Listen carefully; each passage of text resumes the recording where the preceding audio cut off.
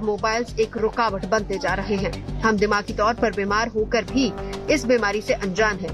Reels का रोग अब उस स्टेज तक जा पहुंचा है जहां से जिंदगी को निकाल लेना बेहद मुश्किल है। Bureau report, good news today. तो चलिए, तमाम खास मेहमान हमारे साथ जुड़ चुके हैं। परिचय करा देती हूँ, फिर चर्चा की शुरुआत करेंगे। हम मेरे साथ इस वक्त स्टूडियो में है प्रेरणा कॉलमिश्रा, डायरेक्टर है social media India today group.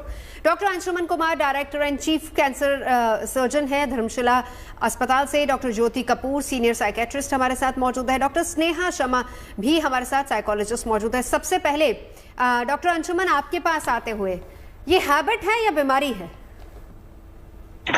Habit होगी, बीमारी हो गई है। इसका कारण मैं ये बताऊं कि इसके कई अलग नाम भी दे दिए गए, ज़ॉम्बी स्क्रॉलर, डूम स्क्रॉलर, और बेसिकली ये अब जो हुआ है, डोपामिन एक केमिकल है ब्रेन में, उसके रिलीज के कारण, जिसको कहते हैं मॉलिक्यूल ऑफ मोर, जो मीठा खाने में जो डोपामिन रिलीज होता है, सिगरेट में, तंबाकू में, शराब में, चरस में, गांजा में, यही लत लगाता है। सेम चीज मोबाइल के इस्तेमाल से होता है।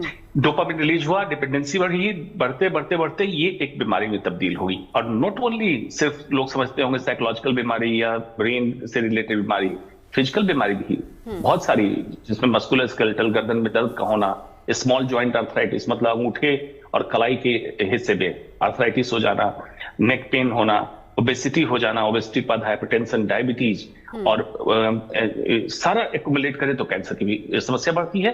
Other than psychological problem, brain disorders, जिसको ब्रेन रॉट कहते हैं। तो ये बहुत बड़ी समस्या है, छोटी समस्या नहीं है, इसको जो लाइटली नहीं लेना चाहिए। इसीलिए डॉक्टर साहब आज हम इस पर चर्चा कर रहे हैं। और यहाँ ये भी मैं मेंशन कर दूं कि डॉक्टर साहब ने ही कहा था कि इस पर बातचीत करना बहुत जरूरी, क्योंकि अवेयरनेस जरूरी है। डॉक्टर ज्योति कपूर, डॉक्टर साहब ने बहुत अच्छी बात ये कही कि तमाम दूसरी बीमारियों के साथ साथ एक मानसिक बीमारी भी होती जा रही है।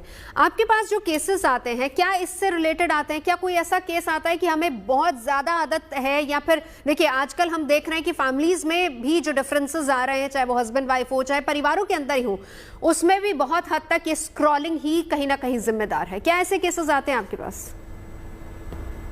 बहुत कॉमन हो गए हैं ऐसे केसेस। तो शुरुआत में तो हम मोबाइल्स को एक तरीके से एक एक लग्जरी की तरह, या फिर एक एक एडिशनल एंटरटेनिंग। व्हाट्सएप से पहले पेरेंट्स और टीचर्स इंटरेक्ट नहीं करते थे, तो आज ऐसा क्यों हो गया कि हर स्कूल में, हर क्लास में जाते ही आपका एक नया व्हाट्सएप ग्रुप है, तो पेरेंट को मजबूरन फोन बच्चे के हाथ में देना पड़ता है।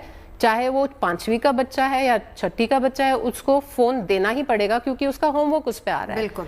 तो ये तो दिस इज समथिंग जो हम कंट्रोल कर सकते हैं। तो बिल्कुल, यहाँ से कंट्रोल हो सकती है चीजें। डॉक्टर अंशुमन, देखिए जो अभी एक और रिसर्च आई है, एक रिसर्च आपने भी हमें भेजी थी, और जो दूसरी रिसर्च है वो ये कहती है कि हर दिन एक इंसान कम से कम 300 फीट से ज्यादा की स्क्रॉलिंग करता है। और इसी को अगर हम एक महीने में देखें तो 3 किलोमीटर रील स्क्रॉल हम कर जाते हैं। आप सोचिए कि कितना वक्त, कितना समय हम रील्स में और अपने फोन पे गुजार रहे हैं। जी बिल्कुल। उसको कंपेयर भी किया है 300 फीट को, कि लगभग स्टैच्यू ऑफ लिबर्टी, अमेरिका की स्टडी है, उससे कंपेयर किया कि इतना लंबी स्क्रॉलिंग आप पर डे कर रहे हैं, और 3 किलोमीटर, शायद इंसान 3 किलोमीटर मॉर्निंग वॉक नहीं कर रहा होगा आज, लेकिन 3 किलोमीटर स्क्रॉलिंग आप कर ले रहे हैं महीने में। तो ये तो समस्या हो गई। एक और बड़ी अच्छी सी आप कह सकते हैं कि ऑब्जर्वेशन करके मैंने ये किया कि लोगों का मोबाइल लेके मैंने कल्चर लिया उससे। कल्चर तो आप कहते हैं जैसे इन्फेक्शन के लिए आप कराते हैं पस कल्चर, यूरिन कल्चर, उस तरह से। आपको आश्चर्य होगा जानकर कि लोग मोबाइल का इस्तेमाल टॉयलेट में भी करते हैं, कोमोड वेस्टर्न सीट पे बैठे मोबाइल इस्तेमाल कर रहे हैं। आप बिलीव नहीं करेंगे कि जिनके मोबाइल में खास करके केस लगा हुआ था, किसी भी तरह का कवर लगा हुआ था, उसमें ई कोलाई, क्लेब्सिला, ऐसे बैक्टीरिया, ऐसे पैथोजन ग्रो किए, जिसको मैं कह रहा हूं डिजिटल बगिंग। मतलब नॉर्मल डिजिटल बगिंग अलग होता है, लेकिन ये ऐसा एक बैक्टीरिया मिला उसमें, मिक्सचर बैक्टीरिया, जो एंटीबायोटिक से रेजिस्टेंट था। आप सोचिए कि छोटे बच्चों को, बिल्कुल इन्फेंट, नवजात शिशु, उसको मां फीडिंग कराती है हाथ में अपने मोबाइल को रख के, ये सुपर बग उस बच्चे को इन्फेक्ट करता है, मेजर इन्फेक्शन की प्रॉब्लम होती है, अंदाजा ही नहीं लोगों को। उस समस्या से लेके आप पूरी तरह से इसके कॉकवेब में, मकर जाल में ऐसे घुसे हैं। और ये सिंपली आज हर एंड्रॉइड फोन में, इसमें आपको स्क्रीन टाइम यूजेज का वार्निंग साइन आता है कि आपने पिछले हफ्ते से ज्यादा इस्तेमाल किया है या कम इस्तेमाल किया है, उसको आप ला सकते हैं अपनी लाइफ में कि किस तरह से आप कंट्रोल करें। दूसरा, कब ऐसा मानने लगे कि आप डिपेंडेंट हो गए हैं, बैठे हैं, अननोइंगली आपका हाथ मोबाइल पे गया, उठा लिया और स्क्रॉल करने लगे, बिल्कुल अनइंटेंशनल, माइंडफुलनेस के साथ नहीं जी। वो चीजें आपको और होने लगे। एक कहते हैं फैंटम रिंग, नोमोफोनिया, 2 कंडीशन है। फैंटम रिंग मतलब लगे कि मेरा फोन बज रहा है कहीं, फैंटम मतलब घंटी बजी नहीं थी लेकिन आपको लगा कि फोन कहीं बज रहा है।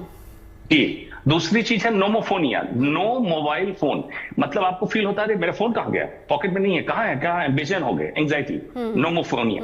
ये इन दोनों को डिक्लेयर कर दिया गया, अमेरिका में डिक्लेयर कर दिया साइकेट्रिक क्लिनिक में कि ये एक बीमारी है। अगर आपको नोमोफोनिया, फैंटम रिंग होने लगे तो ये बिकम एडिक्टेड। दो थ्योरीज में और इसमें जोड़ देती हूँ जो डेटा हमारे पास इस वक्त मौजूद है कि रील्स की वजह से, डॉक्टर स्नेहा आपसे इसका जवाब चाहूंगी, रील्स की वजह से 65% जो छात्र हैं वो आत्मग्लानि के शिकार हो रहे हैं। परिवार दोस्तों से दूरी 75% लोगों की हो रही है, छात्रों की स्पेशली रील्स की ही वजह से। 65% छात्र जो हैं वो मोबाइल की वजह से फिजिकल एक्टिविटी नहीं कर पा रहे, जिसका जिक्र शुरुआत में डॉक्टर अंशुमन ने किया था कि ओबेसिटी का शिकार हो रहे हैं। बोलते हैं टाइम टू टाइम अपने आप को वो डिटॉक्स पीरियड देना भी इम्पोर्टेंट हो जाता है। बहुत अच्छी बात आपने कही, इस तरह की कंट्रोल करने में डिटॉक्स पीरियड का जिक्र आपने किया। डॉक्टर अंशुमन यहीं से अपनी बात को आगे बढ़ाइए। खुद को हम अपने शरीर को तो डिटॉक्स करते हैं, लेकिन यहाँ पर माइंड को डिटॉक्स करने की बहुत ज्यादा जरूरत है। बिल्कुल, देखिए इसको डिजिटल डिटॉक्स और जो पीरियड होता है उसको मैं कहता हूँ डिजिटल हाइबरनेशन। हाइबरनेशन एक स्थिति होती है जिसमें मेढक और इस तरह कोल्ड ब्लडेड एनिमल ठंड से बचने के लिए जमीन के नीचे छुप जाते हैं। सिमिलरली आपको डिजिटल हाइबरनेशन अपनी लाइफ में उतारना पड़ेगा। मतलब एक विंडो तैयार कीजिए एवरीडे, स्मॉलर विंडो, जिसमें आप बिल्कुल डिजिटल इससे दूर हो जाएं। और दूसरा, मंथ का टोटल कैलकुलेटर कि इतने घंटे आप ऑफ मोबाइल रहेंगे, आपका काम भी चलेगा। इचिगो इची एक कॉन्सेप्ट है जापान का, जिसमें चाय पे माइंडफुलनेस के साथ चाय पीते हैं। और मालूम है जो कमरा बनाया जाता है चाय पीने के लिए, उसमें मोबाइल अलाउड नहीं है। तो अपने घर में भी एक जोन क्रिएट कीजिए, ऑफिस में जोन, इस एरिया में मोबाइल लेके मैं नहीं आऊंगा। दूसरा, तीसरी बात, ABCDE, कैसे आप इसको कंट्रोल कर सकते हैं। फर्स्ट, एक्सेप्ट की प्रॉब्लम है आपको। दूसरा, बिहेवियरल एनालिसिस, अपने खुद के बिहेवियर के एनालिसिस करें। तीसरा, देन स्टेट आएगा स्टेट ऑफ कंट्रोल, तब आएगा डिस्कार्ड, तब ये आदतें छूटने लगेगी। और फिफ्थ, ई आएगा effective way of digital detox. अगर ABCD फॉलो करें तो आप कैसे कर सकते हैं। पहला, आपको कंपेयर एंड डिस्पेयर जो सोशल मीडिया से, रील से आपको मिलता है, ये आप रियलाइज करें कि ये मेरे साथ होता है।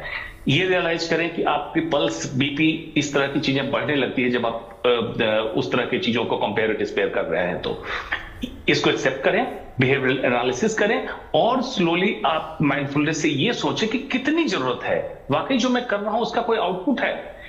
इसको हैबिट में डालें। और एटॉमिक हैबिट्स एक किताब है जो कहते हैं 14 दिन तक अगर कर लें तो आदत से निकल जाएगा।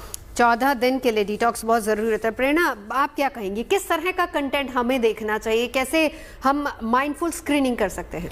देखिए, सोशल मीडिया में बहुत सारी बुरी बातें हैं, कुछ बातें अच्छी भी हैं जिनके बारे में मैं थोड़ा सा टाइम स्पेंड करूंगी। कि देखिए, आप जब कंटेंट सेलेक्ट करते हैं, it's a choice, just like everything else is a choice. Content selection भी आपका चॉइस है। तो आप अगर किसी एक तरह का कंटेंट बार बार देखेंगे तो आपकी टाइमलाइन में वो